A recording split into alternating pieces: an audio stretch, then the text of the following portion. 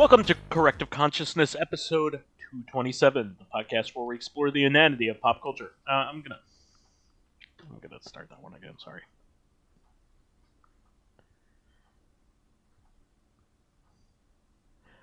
Welcome to Corrective Consciousness, episode 227, the podcast where we explore the inanity of pop culture. I'm your host, vysethebold, and this is Lotus Prince. And we have another wonderful Suda 51 show here for everybody. We have been, in the last 2 weeks, reviewing the life and times and works of Suda 51 and our personal experiences with them. And we are finally right about to catch up to his current output. So I thought it was prudent to go over some of these. I think the one that we left off on, we did a pretty long analysis of Killer is Dead, and then we moved on, and I think that Ranko Tsukigime's Longest Day is right about where we're supposed to be. Yeah, we mentioned that one for like a second. Yeah, and I didn't have any experience with this one, and I did a little bit of homework because I wanted to know what I was talking about when I got to this one. So do you know anything about this? Were you able to play it at all? No, the only thing I know, I believe I mentioned last time, which is that this is a series of animated shorts, and Correct. The PS3 game is it's a video game, which is like episode 4 or 5 or something. Yeah, so essentially, do you know the movie Heavy Metal at all? I know of it. Okay, so essentially it's an anthology. Yes. A short piece is the name of the entire project, and it's a pun, short piece, like they're all short pieces, but it's spelled P-E-A-C-E. But essentially it's sort of like that heavy metal style in that like there's an intro where there's something like thematically to bring everything together, and then there's a bunch of different shorts. So there are 5 pieces. 4 of them are short films, and then the 5th one is the video game, which is Tsukigime's Tsukigime's Longest Day. So I wanted to talk about this a little bit because what's neat is short piece was localized, in the sense that the video game portion came over and you could buy that, and really it does stand on its own. Like, you're not missing anything because it's an anthology. Well, localized where? Because like digitally? Because like the only physical. Okay, I didn't know that, because like physically, I think it was like Europe only. So the Ranko Tsukigime's Longest Day you could actually just download off of on PSN at the time. And you could go forward like that without any problem, because there is no continuity between the amongst the parts of it. But if you do buy the European PS3 physical version, it actually comes with the shorts on the videos on the Blu-ray, which is pretty neat. It's actually like one of the very few hybrid discs. Like if you go over to like the video section of the PS3, you could play the movie, but you could also play the it from the game section. Yeah, and that's how you get to them. But I just wanted to go over this real quick because I usually really like anthology like things like this, because you get these like short little bursts, and usually you have a pretty fun idea and it doesn't get overplayed or anything like that. So the first one is called Possessions, and this was a pretty cool one about a traveler in Japanese woods in what looks to be Edo era. He's caught in the rain and in the woods, and happens upon a shrine that is very much a derelict shrine. It hasn't been taken care of or anything like that. And he finds himself in the shrine, and the shrine like basically comes to life, and it's like inhabited by derelict monsters, and it's pretty fun. Um, Very cool visually. There's one called Combustible, which was a pretty neat, like almost like a fairy tale, like a Grimm Brothers Grimm kind of tale, but Japanese, obviously. One called Gambo, which was a really neat one. I actually really liked Gambo. It featured a Christian samurai and a polar bear god fighting what looked like to be an oni, like some kind of ancient god, and it was like a battle to the end, which was really neat.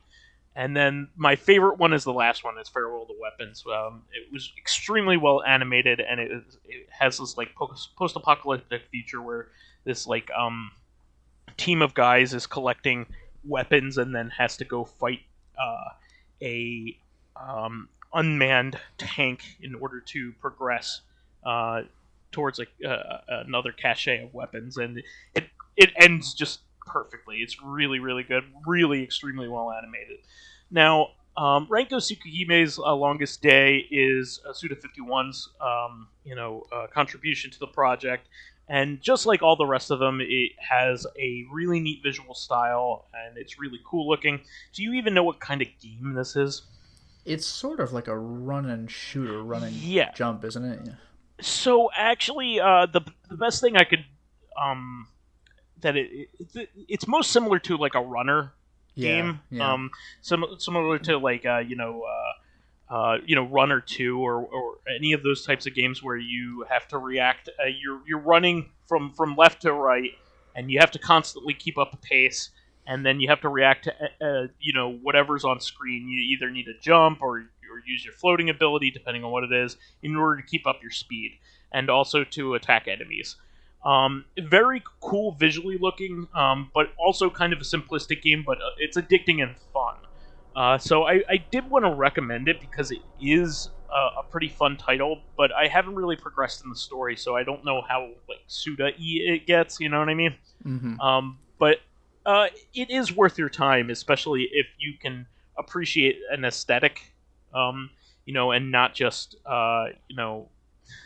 it's not the most complex gameplay out there. I'm not going to say that it's something essential that you should have in your library, no matter what. But I appreciate its aesthetic value, and it is a fun playing game. So I do recommend it from that aspect.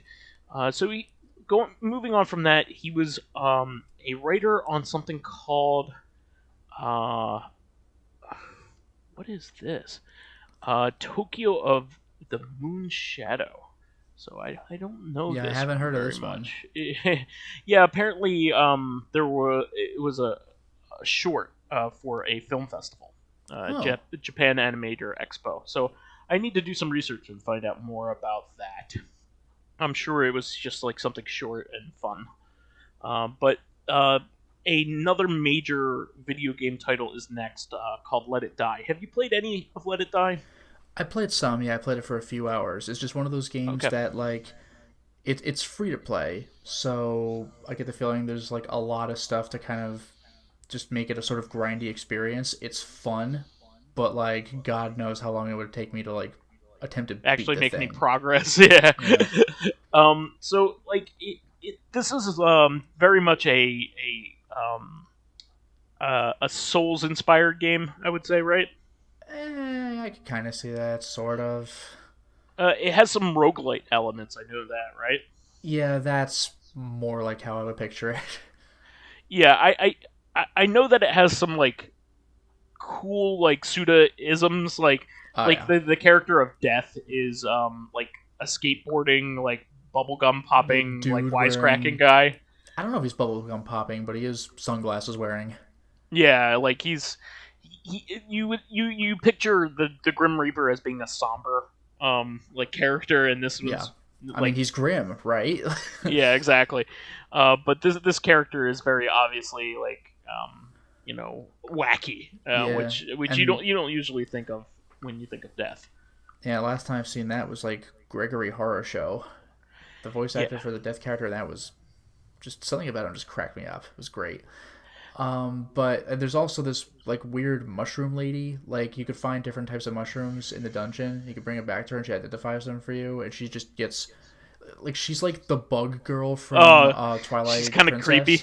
Yeah, yeah, like she's definitely off. Like, oh my god, mushrooms, more mushrooms. It's real. She's also very entertaining to listen to. I love that bug girl. The thing. Like, oh my god, favorites. like a little grasshopper. I would love to just like dress you up in a tuxedo and dance with you and feel your little feelers. It's like what the fuck? Like it's so weird. I love it.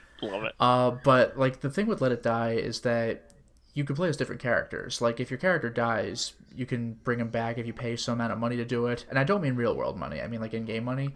But you could also just fucking let him die and go with somebody else, because like certain progress you've made sticks, and you could find different weapons. You could develop. Kind of similar to like Zombie U in that way, I guess. Yeah. Because normally with the Souls, like you would have to go to where you died and pick up your XP, but with Zombie U, you're technically a different character, and you run into your old character, and you're like, oh no, and they're a zombie. Yeah. Yeah, I actually forgot. I don't.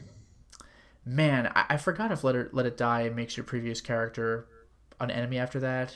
But at the very least, you could come back as somebody different if you want to. I do know the game has kind of a really offbeat sense of humor. Like your character's basically naked when they first start, right? Like they're in their skivvies. Pretty much, yeah. Yeah, and you have to find anything you can in order to like get armor on yourself. Yep. You can find some stupid shit too, like traffic cones, I think. Yeah, exactly. And it kind of has like almost like a Dead Rising-esque feel to it. In some ways, yeah. I mean, some of the bosses are like clearly different and like monster-looking things, but a lot of what you fight is humanoid enough. Mm-hmm. And it's basically like a post-apocalyptic version of Tokyo or something like that. It seems to be. Like, you're going up this large tower that looks like just this pyramid-shaped, like, city. Like, the city's just stacked up in such a way that it kind of resembles that. It's really weird. Yeah, and there's like medical equipment all around you when you wake up and all this other stuff. Yeah, like something test off, tube stuff. Something off happened. Yeah. Yeah. One thing I think unfortunately this was just promotional. I don't know if they're still there, but at some point like the Killer 7 were available like as bosses you could fight. Oh, neat. I wish I'd been able to see that. I don't know if they're there anymore though. It might have been like a timed event kind of thing. Yeah. Oh well. Yeah. Speaking of timed, by the way. This was a PS4 exclusive for quite a while, but it is now available on Steam. Oh yeah. I made sure to. It's free to play too, so like you could definitely put it in your library and have it for good for Steam. So I would absolutely recommend that because it just makes sense just to get it so you can play it and experience it. I'm sure it's not like the end all be all of Suda 51 games, but it certainly does give you a taste of his sense of humor and style. Oh yeah. And moving on from that, they did a remake of Cinemora EX. So basically, that's the one that's available on PS4, right? Correct. Okay, I don't even think I realized that was a remake. I thought that was just it. Yeah, no, that's been around since the 360 PS3 days. Huh. And the next game is a more prominent game. So the next one is the No More Heroes spin-off, Travis Strikes Again, No More Heroes. Right. Switch exclusive for a while, eventually hit the PS4. Yeah, so this game in particular is pretty important in following Suda 51's career because it has a meta story that has a lot of commentary on his actual experiences in the video game industry. A lot of it is like a lot of the story that happens in this is parody of like the things that happened to him while he was working with big companies like Electronic Arts during the Shadows of the Damned days. Yeah, so I think the game takes place in a video game, like it's a game in a game. Okay. So like. I guess that explains why you can play as certain characters. Yeah, it makes fun of video game development and other things like that in its process. I don't have any specific details because, of course, I haven't played it yet. Yes, same. I need to play that. I need to play it too.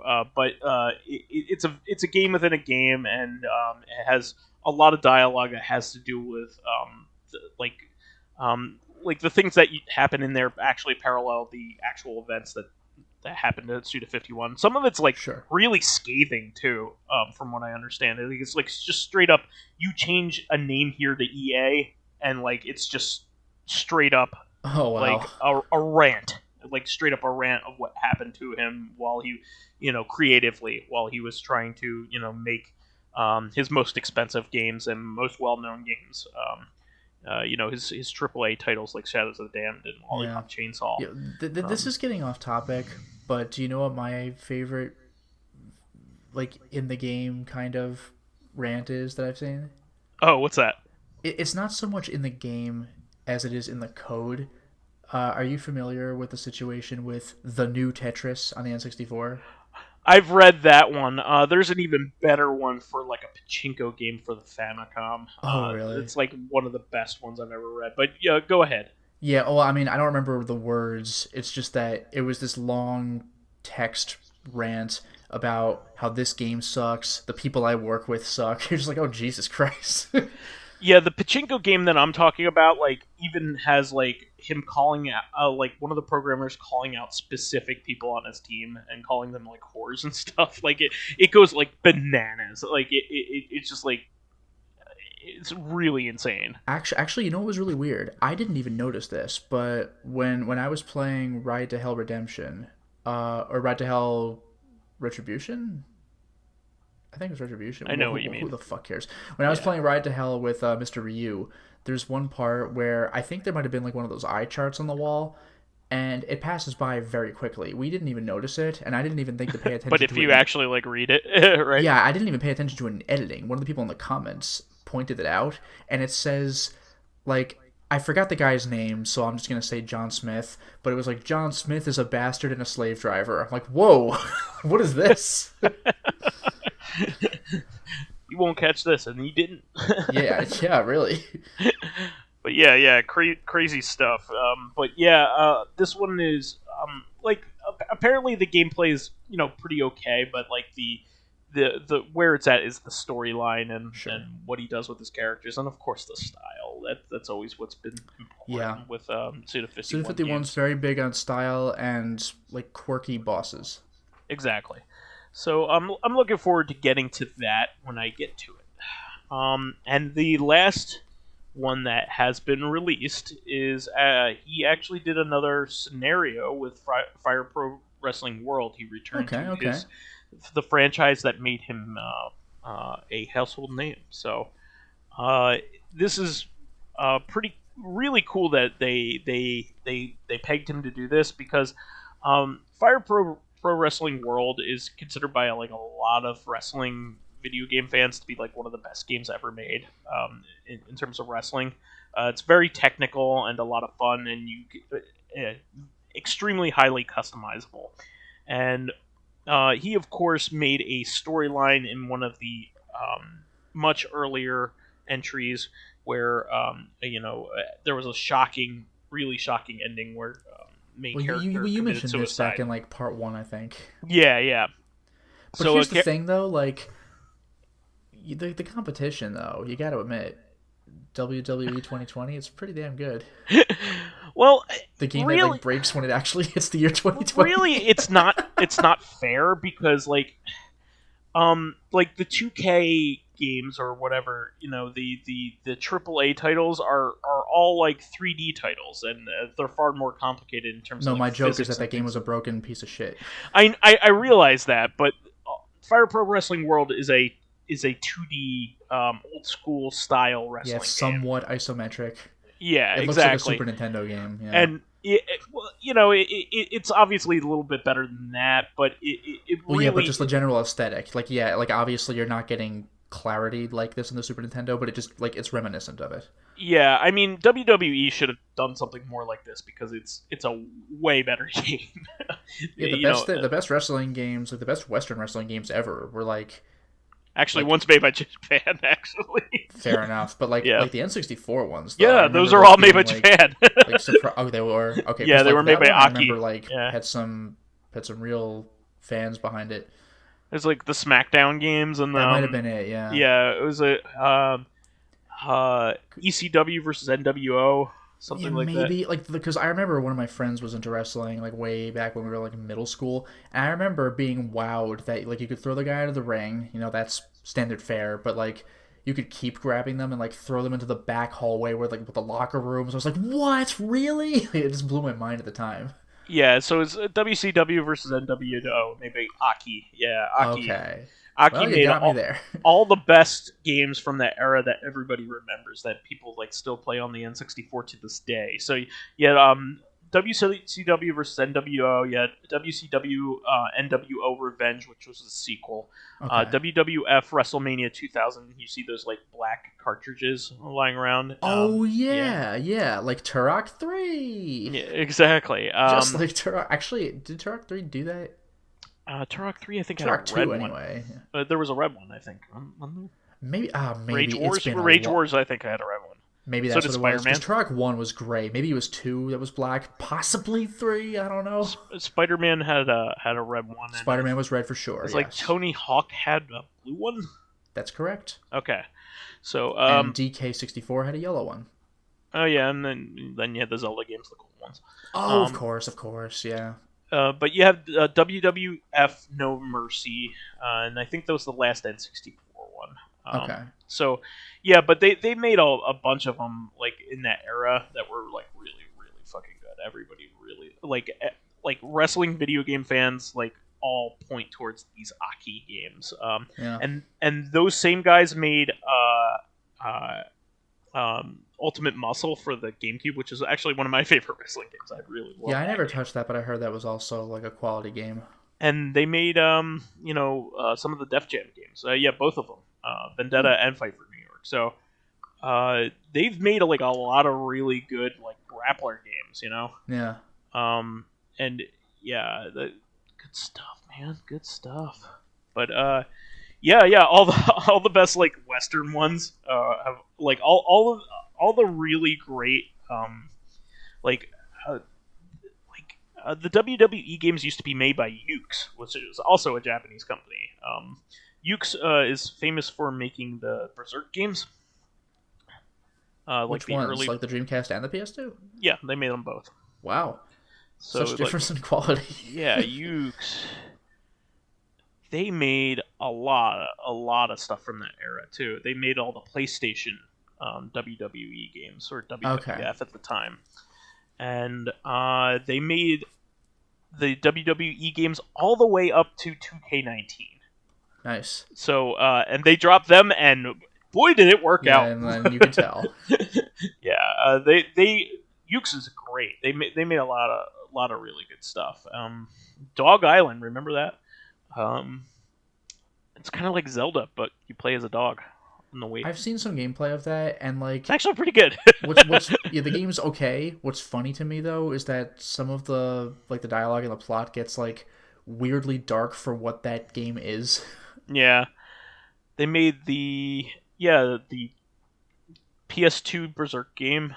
It's a basic but quality title, and the Dreamcast one. Yeah, both of them.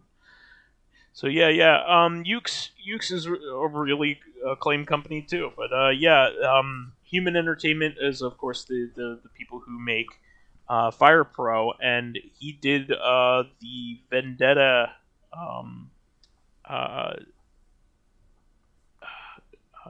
the Vendetta storyline DLC.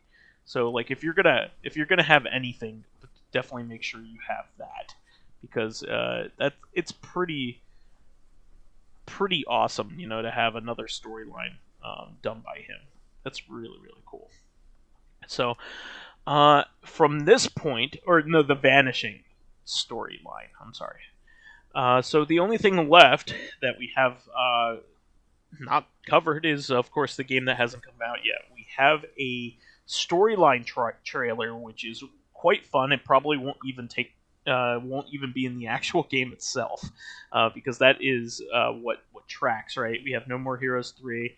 Well, and, you know what? If it's like No More Heroes 1, it'll be in there very briefly. Like, gotcha. Because in No More Heroes 1, that whole big fight between Travis and Helter Skelter, Travis talks over. It's like, I fought this guy way back when. You see like a brief clip of it, but like when you're in the apartment and you can do what you like, watch TV, you can choose to watch the trailer. So maybe it'll be like that, possibly. There was this one alien that showed up, and then he brought his friends. And then, like, if you want to see the actual trailer, then you can maybe go to the gallery or something. So you have watched it, huh? It's a very entertaining trailer. I absolutely recommend it. Please go find it on YouTube. I think it might even be on Nintendo's actual channel. People are big into superheroes these days. We can capitalize on that. Yeah, it starts off like E.T. and then goes off in another fucking direction. Yeah, those government guys just don't come back. We're done with them, I guess. Yeah, so everything is fucking brutal, and then like Travis is left with a shithole of a planet. I just love that, like, they're like, oh, get ready for the gameplay in the trailer, and it's literally like a half a second to a second where he like pulls over his motorcycle, and like there was it. We got it. Technically, we have gameplay in there. I can't wait. So they want such a fucking troll. There was another time where like he had some more footage behind him, but like his face was covering the TV screen behind him, so you like couldn't see it. It's hilarious. I love it though. I mean, he's like vlogging and blocking the screen completely. You're like, come on! I know that this game will be my will be a day long one purchase. I can't wait to fucking play it. It's gonna be a blast. And like even if the gameplay's not that great, like just these cutscenes, man. That's the gameplay doesn't have to bosses. Be brilliant. Like No More Heroes' gameplay was perfectly fine. Just injected into my veins. That's fine. Yeah. I really want it. So do you have any other last moment kind of things to cap everything off here, Lotus, or did you just want to go into fan stuff? No, I think that's about it, really. I mean, we've been pretty exhaustive here, especially on stuff that doesn't get like a whole lot of stuff said about it, especially like things like Liberation Mayhem. I was very happy that we could probably spread the word about something like that, and also Short Piece, which is a really interesting project. I absolutely recommend watching the anime shorts because it's a lot of fun. Get a hold of that European physical edition of the game because it's absolutely worth it, and you can watch it and play it no problem on an American PS3. So awesome. Go for it. Yeah. All right. I think we can move on to fan stuff. I think we have quite a bit this week, right? Okay. So, School Filmer has a comment. Hearing them talk about Suda 51 stuff makes you want to watch Lotus's Let's Plays of those games. Yeah, I did like 6 of them, I think. Yeah, you've done quite a bit. Killer 7, No More Heroes 1 and 2, Shadows of the Dam, Lollipop Chainsaw, and Killer is Dead. So, yeah, it's a good time. And I would like to fucking start finally streaming The Silver Case or Travis Strikes Again or something. I would love that. Since there's no question this week from the past one, I guess I could tell you how things are going. I finished the drawing of Teddy. The second nephew's on his way. I wanted to get Ukulele for 75% off. However, I couldn't for some reason, and we seem to have the virus situation under control at this point, with one of the positives isolating himself in a cabin, a bit off the beaten path. Wow, actually isolating himself in a cabin. I hope he doesn't get cabin fever. We've got cabin fever. We've got cabin fever. What a clever joke that I made. All right, so Living Corpse says, I live in Michigan. We're never going to get a good horror game, are we? We don't have any horror game now. Just bad RoboCop games. That's all you have. You could pretend Doom is a Michigan game because it takes place in hell. Get it? It's a pun, kind of. Report from Hell. Yeah. Well, no, just like the town of hell. Like it's a place that exists. Oh, there's a town of hell in Michigan? I didn't know that. Well, that's why I was saying Michigan Report from Hell. You think it's a clever Michigan joke, and it's just not. It's just a coincidence. There's a place called Hell, Michigan. Yeah. I didn't know that. Okay. Yeah. That's what I was alluding to before. Like the game's called Michigan in Japan, and in Europe it's Michigan Report from Hell. And you're like, oh, I see what you did there, but no, you don't. It's just a weird coincidence. It's just takes place just a in scary Chicago. Report from Hell. That's all it is. It's nothing to do with the town. It actually takes place in Chicago. So. Yeah, not even close. It's what a weird decision. Yeah. Can you imagine though if that game came out in the U.S., people just go to the store shelf, Michigan, the game? The fuck? What is this? What could this possibly be? It's like on Gorillaz albums, he has so much esoteric knowledge of like American geography, like like like Ohio. He has a song called like Ohio. Like, what do you care about Ohio? Wait, was this on like the fall though? I think that Ohio might have had to do with his just straight up traveling. Yeah, I mean, he might have been in Cleveland at the time, but like, like there's quite a lot of songs about like parts of the U.S. that I didn't think he would be able to go. Yeah. Also, like Jacket White, like in one of the like the most prominent White Stripe songs, Seven Nation Army. He talks about going to Wichita, which is in Kansas, like of all places. Yeah. Why Wichita? All right. Yeah, exactly. And then Living Corpse also says, funny enough, Lovecraft is mentioned just once in Eternal Darkness when you examine your grandfather's bookcases. Okay, good call. There you go, Shadow. That's just weird. It's not Lovecraft, except I guess they are acknowledging him. It's a weird decision then. Mm-hmm. It makes me think of... I didn't make this connection myself, but when I heard Red Letter Media talking about it, this movie In the Mouth of Madness, which you gotta watch that movie. Oh yeah. But the thing with that movie is that there's this incredibly prominent horror author called Sutter Kane. So I wonder who he's an analog for Stephen King, with the initials SK. Yeah. So there you go. But at one point early in the movie, it's Dean Koontz. What? No, it's Dean Koontz. Oh, you're right. But at one point early in the movie, someone mentions, "Oh man, like this guy is way more popular than even Stephen King." So Stephen King does exist. You also have Sutter Kane, all right? I don't get it. And then one more comment from Living Corpse. Lollipop Chainsaw. I remember some game journalist was trying to create some non-controversy about the game. The issue was that the bad guys like have some rapey comments that they make to Juliet, but it's like they're the bad guys and you cut them up with a chainsaw. So it's like they get their just desserts. Yeah. So it's like, was this person trying to say the game is sexist because the bad guys are sexist? I wouldn't necessarily say the game is empowering to women because I feel like that's reading too much into a game that isn't meant to be taken seriously. But she has agency, and all these baddies get their asses handed to them by her. Why this journalist made such a stupid fucking article? I don't know, to have it blow up because it did, I guess. I don't know. Maybe you just wanted clickbait. On the bright side, the final boss made me and a friend laugh our asses off so hard we had to pause the game for 5 minutes. Yeah, that final boss is fucked up. I love that. Yeah. And then General Ledger says, going back to the nightmare question, my nightmares tend to be ones in which I have little control over the situation. In the most recurring one, I'm driving my car and realize the brakes aren't working, so I'm desperately trying to swerve the car out of the way of people and obstacles and praying the car rolls to a stop. Another is being lost in a foreign city. I don't understand the language, and most frustrating of all, I'm illiterate. For books, I finished Terry Pratchett's Equal Rights a little while ago and have started C.S. Lewis's Screw Tape Letters. I want to go back to Discworld. I want to go back to the second one. I read the first one. I read The Color of Magic, but Light Fantastic is the next one I want to read. Yeah, and then Equal Rights, by the way, R-I-T-E-S, Rights. So Equal Rights was a great comedy, and I'm looking forward to reading Granny Weatherwax's next adventure. Screw Tape is an interesting religious satire. It definitely requires more than my limited understanding of Christianity to get all the humor. I'm going to have to do some research into the subject matter and reread it. Yeah, that makes me think of Dante's Inferno, where it's like, you don't get most of what you're reading. If you're a just lot of it is hell, like that's very cool, but like there's current so events. much references. A lot of it is like current events, like what's happening in the church at that time. Yeah, like, exactly. Like how am I supposed to know about 1500s like Italian politics? 1300s, I think. Or is it 1300s? Whatever. I think it might have been. It's like middle. I mean, it's Italian, but it's like the era of Middle English. It's freaking wild. And then Dracologist says, in your response to Alpha Protocol, where you have various options, and then there's always like a douchebag option. Dracologist said, what I heard in Alpha Protocol is that almost all responses are kind of douchebaggy. Well, there are ones where you get like flatter a person, but like sure. Probably like 3 out of the 4 are pretty douchebaggy, which is pretty great. That's kind of funny. That's why I like it. You know what that makes me think of is, even though I haven't played it, I've heard about this. For the Switch, if you get Steins Gate Elite, you can get like the little 8-bit adventure game. Oh yeah. Mm-hmm. But apparently, like in most situations, you always have the option to do like your mad scientist laugh, like that, ha, because like that's a thing that Ocarina does all the time. So you could just do that. It's just kind of funny. Anyway, for our question, because we actually have questions now provided by School Filmer, so thank you very much. Thank you.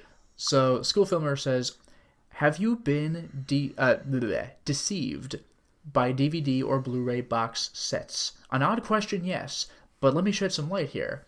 I got a Futurama DVD box set last Christmas, and it has 23 DVDs. It claims it has everything, even the feature-length episodes. Here's the thing.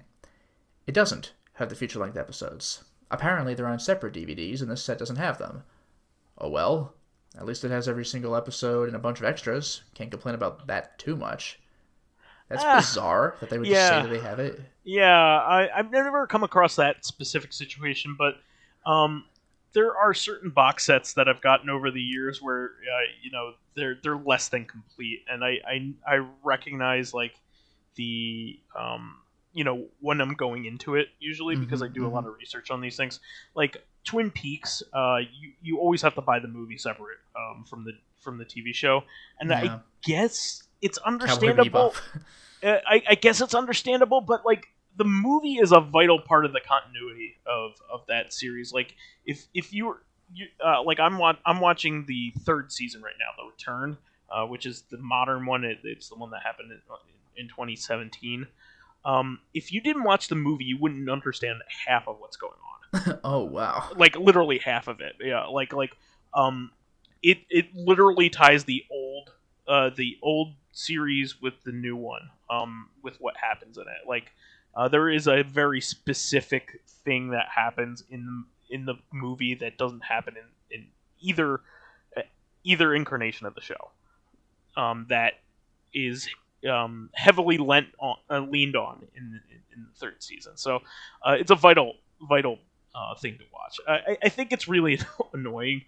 I understand why, because like it involves all kinds of rights issues and things like that. I understand that, but like you have something like End of Evangelion, where you can't watch actually like the real end of the show, because like it came out in movie form.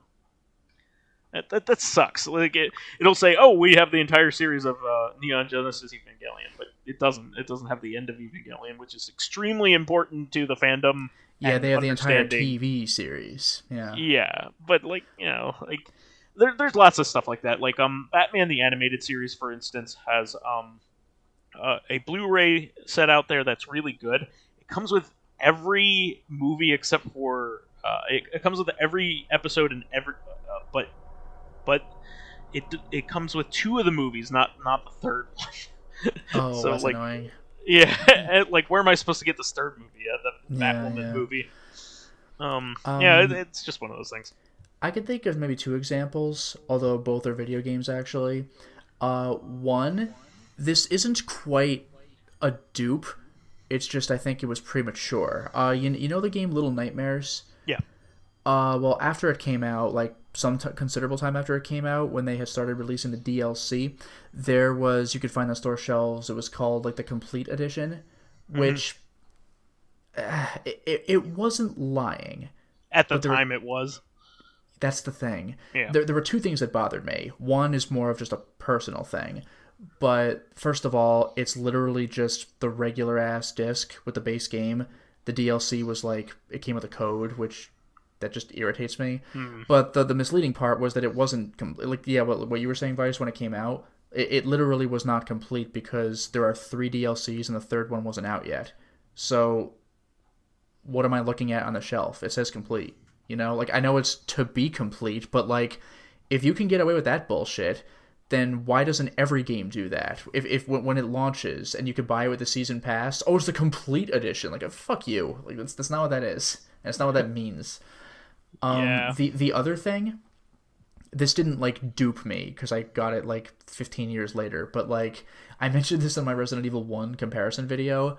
Resident Evil 1, the director's cut.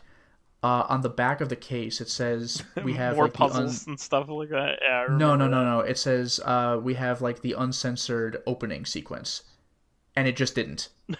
It was just the same thing as the vanilla release. Sure. At the time, Capcom compensated for it by like if you went to their website, you could view a video of it. They're like, we'll still give it to you. Like, sorry about that, but like, yeah, that is just false. Like this time we have the uncensored opening. No, they don't. To kind of give them credit, the PC version actually is a totally uncensored opening though. But that's not the director's cut though, is it? So that was just have a bit of smoking in it or something like that. Well, Chris smokes. There is that. Yeah, that's what I mean. First of all, the opening video is in color. Also, you know how it's like they found dead bodies. They were apparently eaten, and it cuts to newspaper clippings. Sure. No, it doesn't cut to newspaper clippings. It cuts to like violence of like zombies eating shit. Oh wow. And also, there's a part where like somebody dies. I think like somebody like maybe it was Joseph or something. Somebody like picks up like grabs the guy's hands and then lifts it off, and you just see like he's holding a disembodied hand with the bone sticking out from under it. Like you can't see that in the normal version. So there actually is like legit censorship other than Chris smoking. There's like censorship for violence.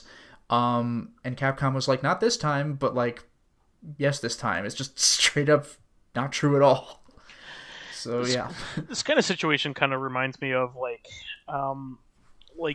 super disappointing things, like when they brought Star Wars to DVD, and like they had like the unspecialized versions, but they were like really bad transfers of the Laserdisc version of the movie rather than like a true anamorphic widescreen version. Like stuff like that. Like when they don't include everything, and they clearly could. I mean, there's a there's a version of Ace Ventura that they play on TV with some scenes of the show or of the movie that happen not on the home version. For whatever reason. I think I've seen that with Happy Gilmore. There's like a scene where he takes care of that Ben Stiller character that's just not in the movie. Yeah. So like, but when you buy it on DVD, like there's this scene where he's like crowd surfing at the Cannibal Corpse's concert at the beginning of the movie, and like you can't see that on DVD at all. Like and you know what? Also, this is a really weird one. The Thing. Do you know what I'm talking about with the very end of The Thing? No, I don't know this one. At the very end of The Thing, on like the TV version sometimes, you know how Kurt Russell and I forgot the fucking actor's name. Keith David, thank you. Yeah, the last two characters, they're like, well, I guess we'll just wait and see. And like the movie kind of just ends like ambiguously. Sure. But like on the TV version, it cuts to one more shot of a dog running across the snow, like... It got away with like an aerial shot. Yeah. Oh wow! So it implies that it's possible that one of the two human they could both be human still, right? Well, they might both be human anyway. But it's the real question at the end of the movie is, did we get it? I'm pretty sure we did. Maybe. And then the TV version is like, probably not. Yeah. It could be some dog, but why would it be? It's probably it. Yeah. So I mean, the implication like, what are you doing? Is you the alien leaves how it came, like a dog. Yeah, exactly. So, like both Kurt Russell and Keith David are probably dead in any version of the movie. Like, because they're gonna freeze to death. Yeah, like it's fucking over. So like, it's a somewhat ambiguous ending versus not really. Because I know there was debate like, oh, is one of them the Thing? I don't think so. I think the implication is that Keith David may be the Thing. It's possible, but I honestly don't think so. I think it's just like, did we get it? Maybe.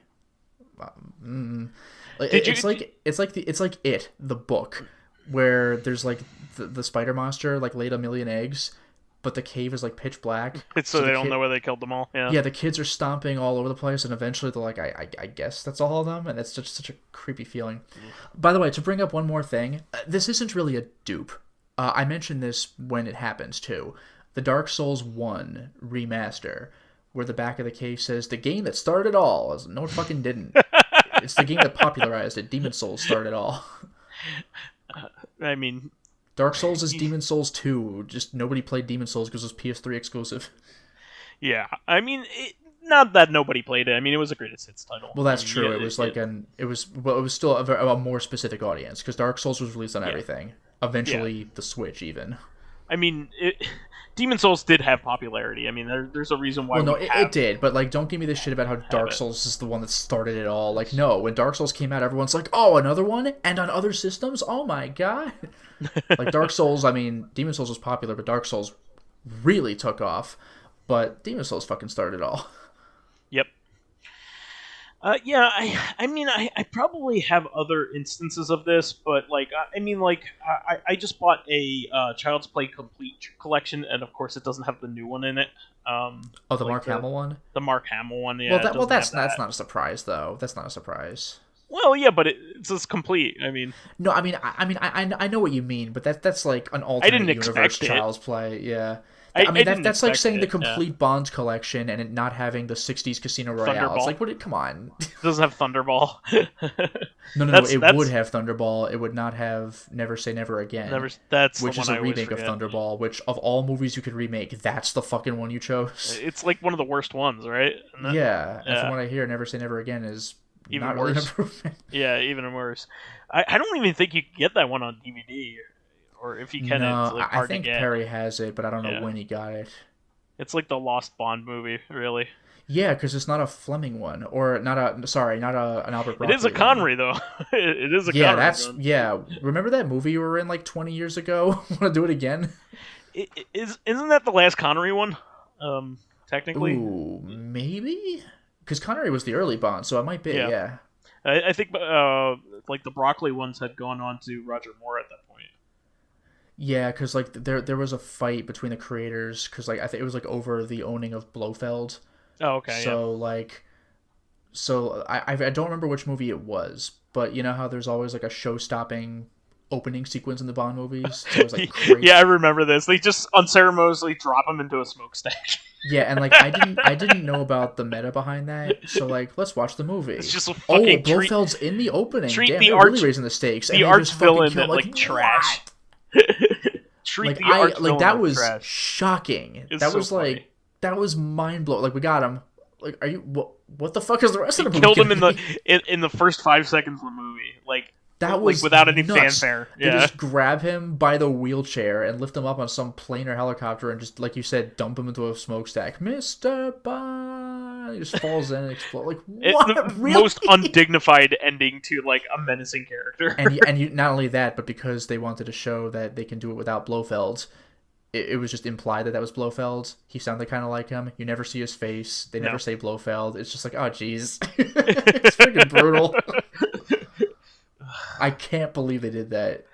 We were watching this. We're like, really? That's the opening. That's how they ending? That's how they end this arc. Is they just fucking after all that? Can you imagine doing that shit with Moriarty at the beginning of one of the cases? Watson, we have a case. Oh, by the way, I killed Moriarty, so we can concentrate on this now. In the goofiest, unceremonious way possible. Like it's not even like in a very slapstick way. The audience must have been pissed at that time. Can you imagine? Like almost like Wile E. Coyote kind of death. Yeah, it was like shenanigans. Yeah, it was fucking Looney Tunes kind of death. Yeah, like he picks him up by the wheelchair with a helicopter or whatever. That really is very Looney Tunes. It's like a gag in the transport of a Jason Statham. Not the first one, because that movie was pretty serious. But like Transporter 2, which was fucking dumb, and it knew it and it had fun with it. That movie's so fucking stupid. I like it. And again, it's not as fucking stupid as Crank 2. Nothing is as fucking Crank stupid. 2 is like a parody of itself somehow. Crank 1 was already fucking dumb, and Crank 2 really... It's the Gremlins 2 of Jason Statham movies. No, but seriously though, have you seen Transporter 1 and 2?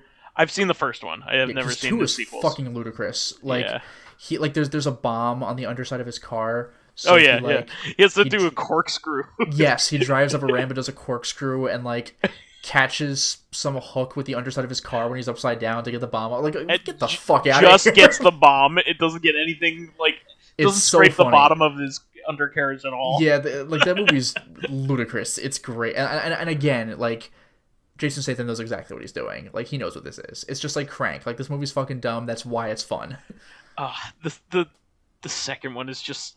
You have to watch them both because the second one is just such a it's like good. The second one's addressing of the end of the first one where he leaves a message on the answering machine. It's so fucking good. I was like laughing out loud in the theater at that. That was genius. It's a movie mistake that is retroactively not a movie mistake.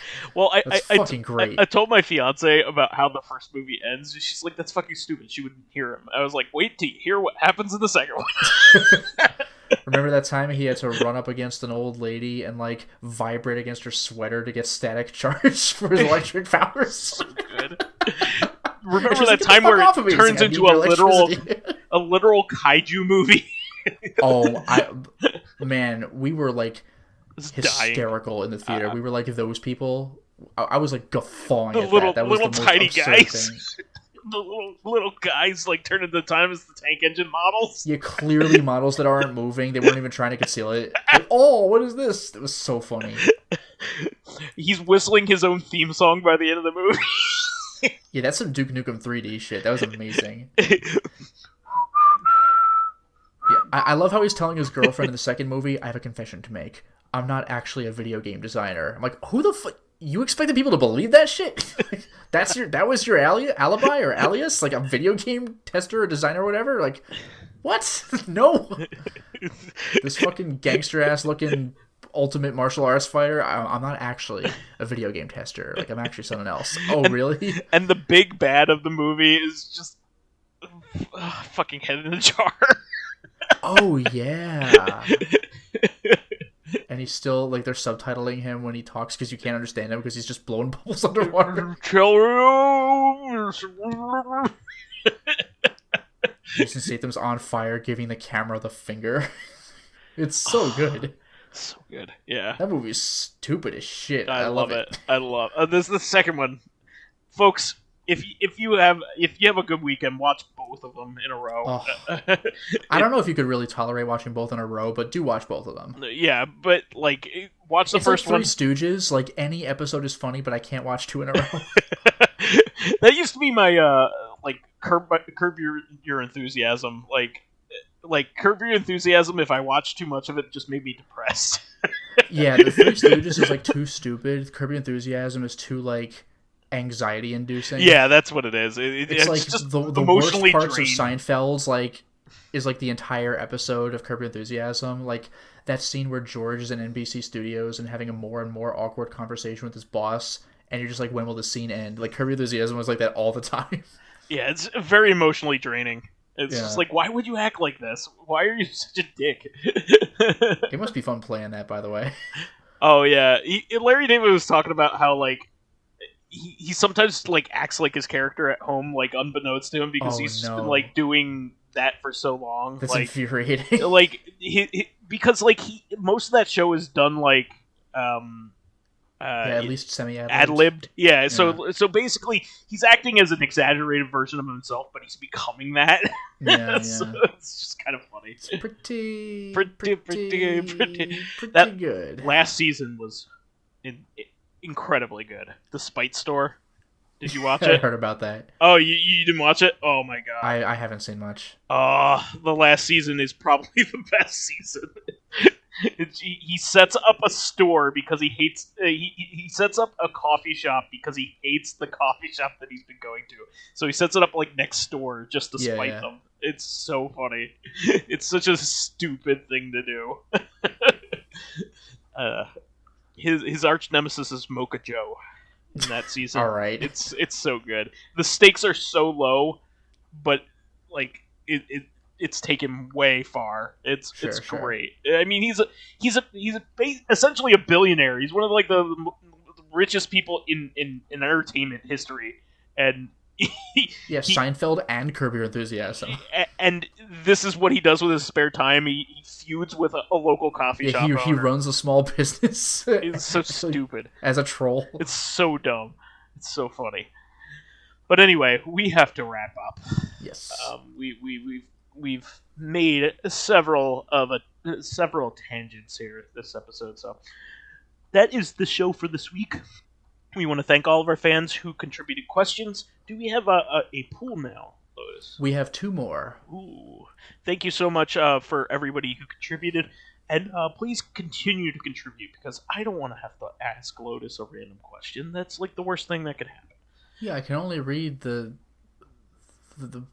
book once. I don't know where I'm going with this. That makes no sense.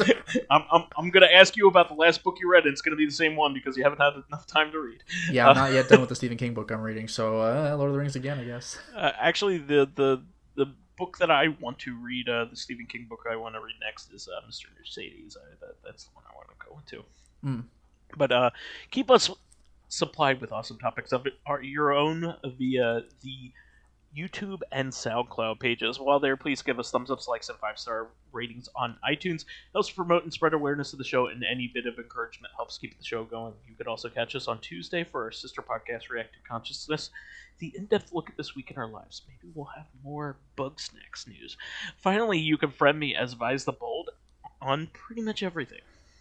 And you could follow me on my YouTube channel, Lotus Prince. You can hit me up on Twitter at Lotus Prince. And finally, if you are interested in seeing my videos early, getting in on exclusive live streams, selecting upcoming games for me to Let's Play, or getting in conversations with me and other patrons on Twitter, then perhaps consider swinging by my Patreon account, which can be found at patreon.com/LotusPrince.